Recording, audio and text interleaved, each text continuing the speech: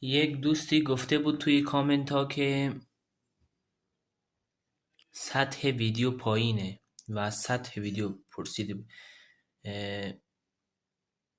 سطح ویدیو رو نام برده بود، اینکه ویدیوهات سطح پایینه، یعنی شاید کیفیت لازم رو تو بعضی از موقعیت ها نداره.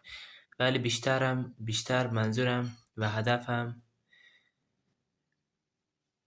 همون ادامه مسیره و اینکه ویدیوهای با کیفیت هم ضبط میشه و کسایی که میبینن دمشون گرم و کامنت های منفی و مثبت رو میخونم و همه رو قبول دارم و از نظرات منفی شما هم برای بهبود عمل کردم استفاده میکنم. دم شما گرم که هستین.